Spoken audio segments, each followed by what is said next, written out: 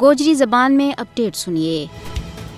دنیا کو ہر مذہب اقلیتوں کے نال خیر خواہی، رواداری اور حسن سلوک کو درس دے اور اس چیز کی بھی تلقین کرائے کہ کسی انسان کے خلاف نفرت، تعصب، تشدد اور اس کا دینی معاملات میں مداخلت نہ کی جائے۔ یہی تعلیم ہندو دھرم کی بھی ہے، لیکن بھارت میں موجودہ حکومت ایک ایسا انتہا پسند ٹولہ کا آتما ہے جنہوں نے مسلمانوں کو جینوں حرام کر رکھے ہوا ہے۔ بالخصوص مسلمانوں کے نال تے نفرت اپنا عروج پر ہے۔ مودی کی قیادت میں ہندوستان ایک فاشسٹ ملک بن چکے ہوا ہے۔ RSS کو ہندوتوا نظریہ نہ صرف کشمیر بلکہ پورا ہندوستان و مسلمانوں واسطے مچ بڑو خطرہ ہے۔ مودی کا ہندوستان میں ہندوتوا کا کارکنوں کی طرف مسلمانوں نہ مسلسل نشانوں بڑھائے جا رہے ہے۔ مودی کا دور میں ہندوستان میں مسلم مخالف جذبات میں پارو باد ہوئے ہے۔ اس تو صاف ظاہر ہوا ہے کہ RSS کی پاڑی ہوئی BJP حکومت ہندوستان میں ہندو بالادستی نہ فروغ دے رہی ہے۔ کسی ایک شعبہ میں نہیں بلکہ ہندوستان کے اندر زندگی کا تمام شعبہ میں مسلمانوں کے نال امتیازی سلوک کی جا رہا ہے۔ مودی حکومت کو پلان ہے کہ کشمیر اور بھارت پچھو مسلمانوں کو صفائی کی جائے۔